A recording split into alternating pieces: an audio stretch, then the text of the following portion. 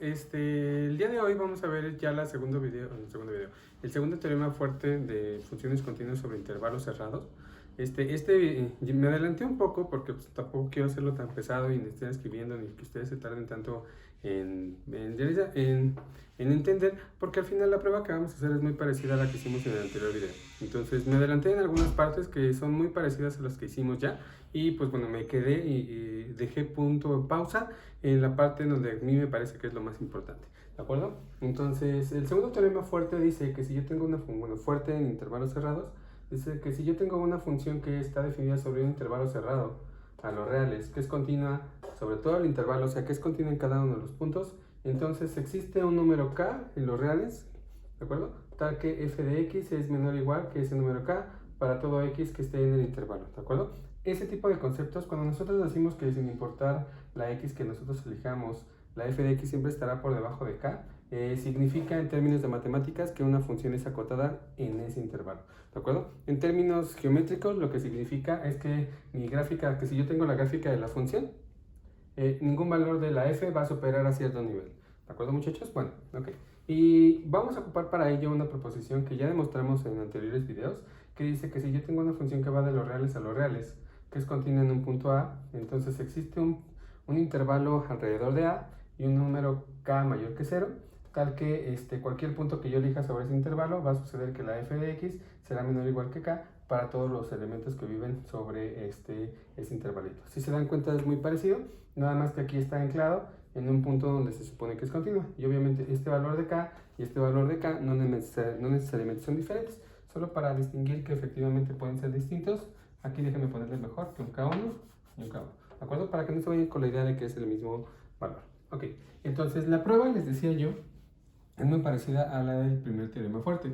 Definimos un conjunto S, en aquel entonces definimos un conjunto que fuera menor que 0 en un intervalo. Aquí lo que le voy a pedir es que voy a elegir aquellos valores en donde la función es acotada en el intervalo que va desde A hasta ese punto. ¿De acuerdo? Es muy parecido a esto. Nada más que aquí no solamente, bueno, aquí no es en el intervalo A, B, aquí lo estoy considerando en el intervalo desde A hasta X. Términos gráficos, lo que significa esto, aquí espero que me alcance este espacio, lo que significa es, ok, aquí está, estos puntos en X significan aquellos valores X, de tal manera que cuando yo dibuje la gráfica de la función en ese intervalo que va desde aquí hasta acá, estará por debajo de cierto valor, ¿de acuerdo? Es básicamente lo que estoy pidiendo para el conjunto S, ¿sale? La primera condición que cumple mi conjunto S es que es no vacío. ¿Por qué? Porque A es un elemento de S, ya que la función es acotada en el intervalo que va desde A a A. Esta parte es muy obvia porque al final la cota que me sirve, que me hace que ningún valor pase de aquí, en el hecho de que estemos calculando en un intervalo que va desde A hasta A, pues es simplemente el mismo valor f de A. ¿De acuerdo? Al mismo tiempo, también podemos decir que la función es, perdón, que mi conjunto S, mi conjunto es acotado, superiormente pues mi conjunto, al final si se toman en cuenta y observan bien, mi conjunto S, estoy eligiendo únicamente puntos que viven en el intervalo desde A hasta B, es decir, ningún elemento que yo vaya a elegir va a pasarse de este intervalito. Eso es equivalente a que esté acotado superiormente. ¿De acuerdo, muchachos? Y ya por lo tanto, el hecho de que tengamos un conjunto que es no vacío y que es acotado superiormente, el axioma del supremo nos garantiza que justamente tiene un supremo, ¿de acuerdo? Con las condiciones que eso pasa. Ok, una vez que ya garantizamos que este conjunto tiene supremo, lo estoy nombrando de cierta forma. Ese nombre que le estoy dando al supremo, que se supone tiene dos condiciones, lo llamo alfa. Y nuestro objetivo será probar que efectivamente el alfa es el supremo. Es decir, yo voy a tomar el más grande de todos los elementos que están aquí. Y entonces yo voy a decir que el elemento más grande que cumple esto es justamente el extremo final. ¿De acuerdo, chicos? Entonces, aquí lo que vamos a hacer la prueba es de que justamente esto pasa. Entonces, muy bien. Supongamos que no. Supongamos que alfa es estrictamente menor que la b.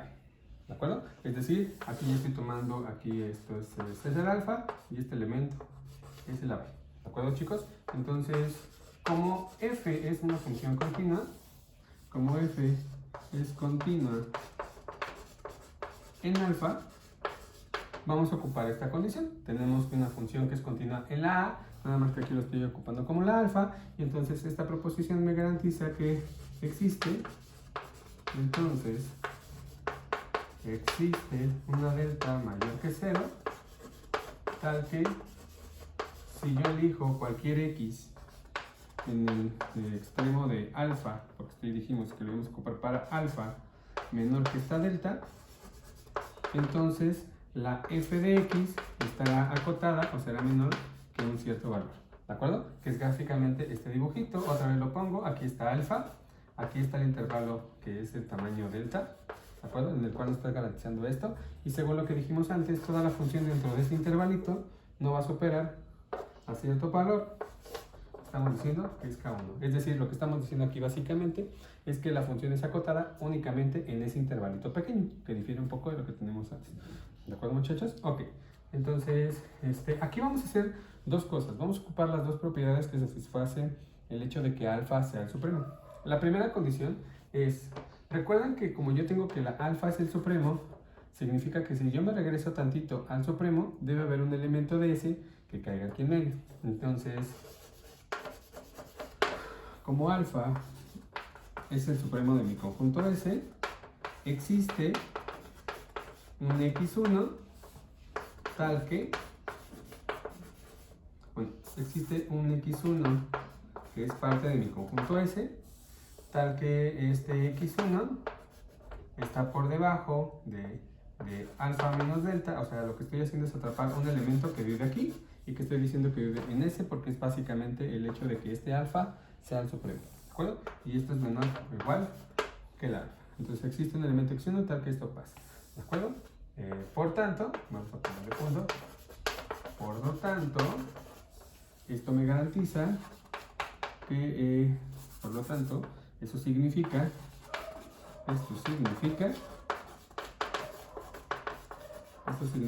que f es acotada en el intervalo que va desde, dado que aquí estoy diciendo que este elemento alfa, que este elemento x1 es parte de S, significa por la definición todos los elementos de S satisfacen que la f es acotada en el intervalo que empieza en A y termina justamente en ese puntito. ¿De acuerdo, chicos? Entonces espero que hasta aquí vayamos todo en orden. ¿Sale? Ok. Permítame un momento.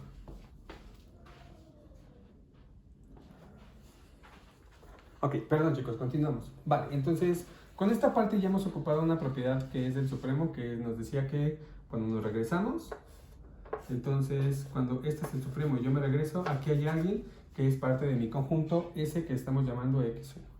¿De acuerdo? Ok, por otro lado,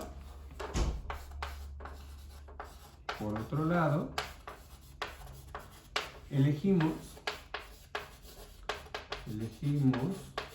un x2 tal que alfa sea menor que este x2 y que a su vez sea menor que alfa más la delta. Es decir, así como estamos garantizando que existe un elemento aquí que se llama x1, lo que nosotros vamos a hacer es elegir un elemento que vive aquí. ¿De acuerdo? Voy a poner un dibujito otra vez. Aquí está el alfa, aquí está la delta, que se supone es en donde mi función está acotada por este K1. Aquí está el elemento x1, que es parte de mi conjunto S. Y aquí estamos eligiendo, ojo, aquí existe y aquí lo estamos eligiendo. ¿De acuerdo? Un elemento cualquiera que viva en el intervalo que va desde alfa hasta este puntito, que se supone es alfa más delta. ¿De acuerdo? Entonces, observemos que sucede lo siguiente. Déjenme borrar esta parte. Esto de aquí. Ok, antes de continuar, vamos a ver un pequeño dibujito de lo que estaba sucediendo. Aquí está alfa, otra vez lo voy a volver a dibujar, no pasa nada.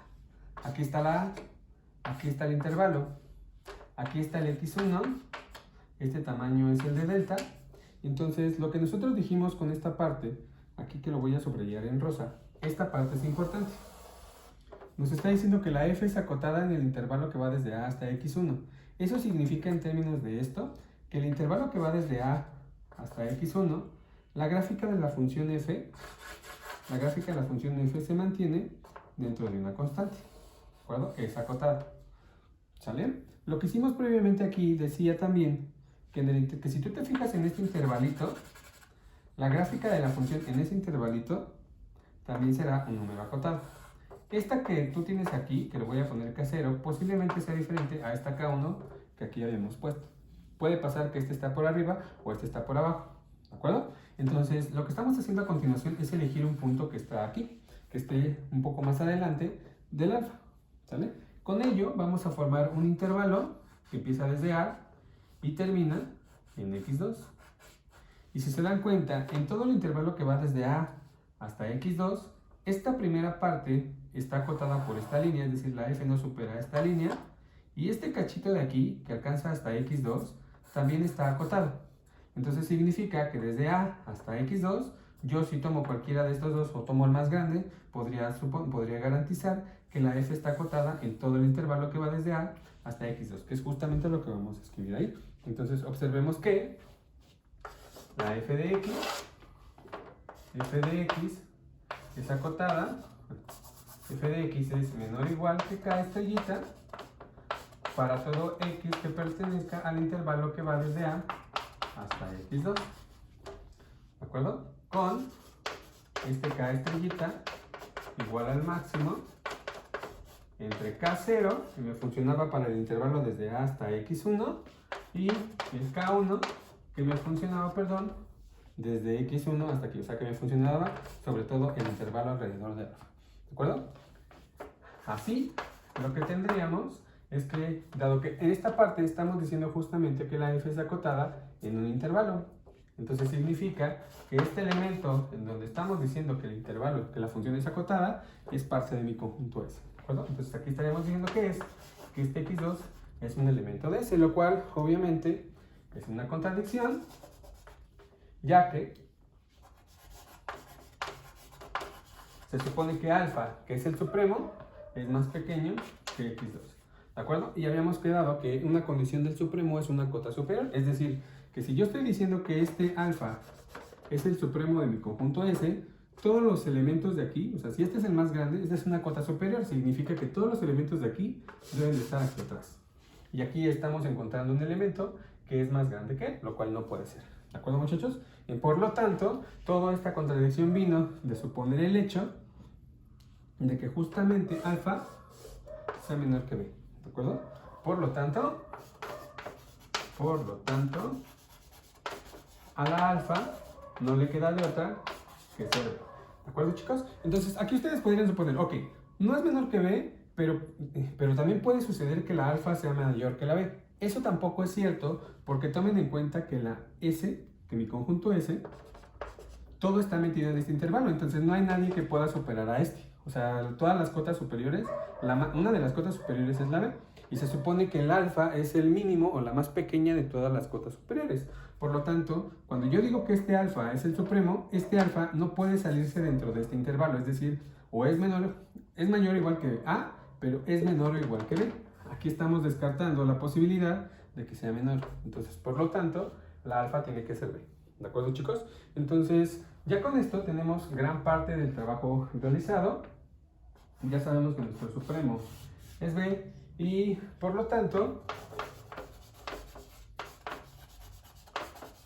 dado que aquí estamos considerando que alfa es el supremo de todos estos, ¿de acuerdo? O sea, de todos los puntitos que yo tome en el intervalo para que esto suceda, el más grande de todos estos, de tal manera que yo diga que es acotada, el más grande de todos esos elementos, su supremo, es b. Es decir, que esta gráfica de esta función, yo puedo decir, o yo puedo yo puedo seguir manteniendo que la función es acotada, porque al final mi conjunto S, su supremo es b. Es decir, el más grande de todos los elementos está en b. Entonces significa que todo el intervalo que va desde A hasta ese supremo va a mantener la misma propiedad, que es la de ser acotado, ¿de acuerdo? Entonces, por lo tanto,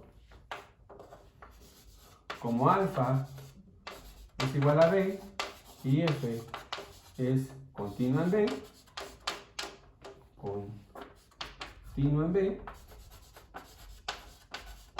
se concluye que f de x es menor o igual que cierta constante para toda X que pertenezca al intervalo desde A hasta B, ¿de acuerdo, chicos? Es decir, lo que hice aquí, o lo que estoy diciendo aquí, es que se puede repetir el mismo procedimiento que hicimos en esta parte para poder argumentar que desde A hasta B es acotada, ¿de acuerdo? Ya nada más que aquí se puede cambiar la alfa por la B. Entonces, si se dan cuenta, en esta parte estaríamos diciendo que es acotada por K0, y si yo cambio la alfa por la B, estaré diciendo que atrasito de B junto con B también es acotada. Por lo tanto, desde A hasta B sería acotada, que es justamente lo que estamos diciendo aquí. En otras palabras, el hecho de que yo pueda concluir esto se debe a que tengo que repetir esta demostración, lo cual obviamente no me va a alcanzar el espacio. Tengo que repetir esta demostración, pero lo único que cambia con respecto a esto que hicimos, ya no vamos a suponer que la alfa es menor que B, sino simplemente nos vamos desde esta parte. A partir de aquí, chicos, todo funciona exactamente igual, nada más que ahora se colocaría la alfa en lugar de la B. Se procede de la misma forma, y así como les explicaba en esta parte, se puede concluir que la función es acotada desde A hasta este punto B, ¿de acuerdo? Porque se puede encontrar el mismo intervalo y hacer el mismo argumento. Y eso nos lleva a que la función es acotada en ese puntito.